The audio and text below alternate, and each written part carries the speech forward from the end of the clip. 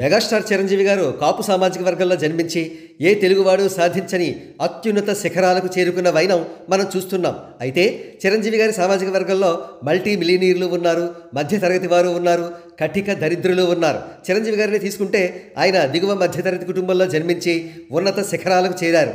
ఒకవేళ చిరంజీవి గారు ఆర్థికంగా సామాజికంగా బలవంతులుగా ఉన్న కమ్మ కులంలో జన్మించి ఉంటే ఏం జరిగేదో అనే ఒక అజంప్షన్ ఆధారంగా ఈ విశ్లేషణ. పాయింట్ నెంబర్ 1, చిరంజీవి గారికి ఉన్న అద్భుత టాలెంట్ అండ్ హార్డ్ వర్క్ దృష్ట్యా ఏ కులంలో జన్మించినా నంబర్ 1 హీరోగానే రాణించేవారు. కానీ రాజకీయాల్లోకి వస్తే చిరంజీవి గారు కమ్మ కులంలో పుట్టి ఉంటే 30 సంవత్సరాల పాటు సీఎంగా ఉండి స్వచ్ఛందంగా రిటైర్మెంట్ తీసుకునేవారు. ఆనాడు ఎన్టీఆర్ గారు ఒక ప్రక్క సీఎంగా మూర్ఖపు అడ్మినిస్ట్రేషన్తో, మరో ప్రక్క 60వ పడి దాటాక మరొకరి భార్యను సెకండ్ మ్యారేజ్ చేసుకున్న వ్యవహారంలో వ్యక్తిగత వృత్తిగత జీవితాన్ని కంపు చేసుకున్నారు. చివరకు స్వంత కులం వారే పార్టీ సర్వనాశనం అవుతుందనే భయంతో ఆయనను వెన్నుపోటు పొడిచారు. కానీ చిరంజీవి గారి పరిస్థితి అది కాదే. ఆయన వ్యక్తిగతంగా వృత్తిగతంగా మిస్టర్ క్లీన్ అనే ట్రాక్ రికార్డు ఉన్నవారు.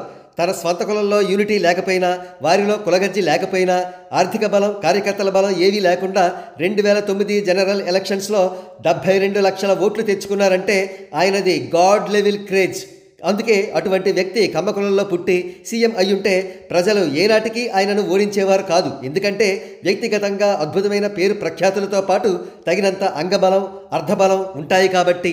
పాయింట్ నెంబర్ 2, కమ్మ కులంలో పుట్టి ఉంటే ఆ సామాజిక వర్గం వారు ఢిల్లీలో చక్రం తిప్పి ఏనాడో చిరంజీవి గారికి భారతరత్న అవార్డు తెప్పించేవారు. ఆఫ్ కోర్స్ ఫ్యూచర్లో చిరంజీవి గారికి ఆ అవార్డు ఎలాగూ వస్తుంది. కానీ ఎన్టీఆర్ గారి వ్యక్తిగత జీవితం, ఆయన యాటిట్యూడ్ తదితర అంశాల వల్ల ఢిల్లీలో ఎంతగా చక్రం తిప్పినా ఆయనకు భారతరత్న అవార్డు వచ్చే అవకాశం లేదు. పాయింట్ నెంబర్ 3, ఎన్టీఆర్ గారిని టీడీపీ వారు ఎంతగా యుగ పురుషుడిగా ప్రొజెక్ట్ చేయాలని చూస్తున్నా ప్రజలు ఆయనను కుల పురుషుడిగానే భావిస్తున్నారు. అదే చిరంజీవి గారు కమ్మ కులంలో పుట్టి ఉంటే స్వకులం వారు మాత్రమే కాక ప్రజలంతా ఆయనను యుగ పురుషుడిగానే భావిస్తారు.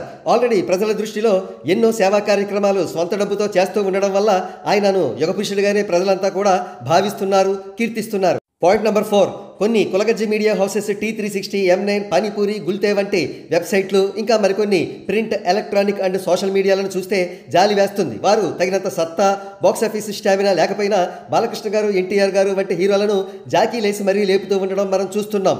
అదే చిరంజీవి గారు కమ్మ కులంలో పుట్టి ఉంటే సదరు కులగజ్జి మీడియాకు జాకీలేసే కర్మ తప్పేది. వారు చిరంజీవి గారి గురించి చేసే ప్రతి అప్రిషియేషన్ వాస్తవం కావడంతో ప్రజలు సదరు మీడియాను కులగజ్జి మీడియా అంటూ హేళనగా కాకుండా జెన్యూన్ మీడియా అని గౌరవంగా చూసేవారు. కన్క్లూజన్ ఏమిటంటే చిరంజీవి గారు సృష్టిస్తోన్న చరిత్ర, సాధిస్తోన్న విజయాలు మరో తెలుగోడు సృష్టించలేడు. అది కమ్మోడైనా, కాపోడైనా, మరి ఏ ఇతర కులపోడైనా సరే. వారిని తక్కువ చేయడం కాదు, ఎవ్వరూ అందుకోలేనన్ని అచీవ్మెంట్స్ సాధించారా ఆయన మరి.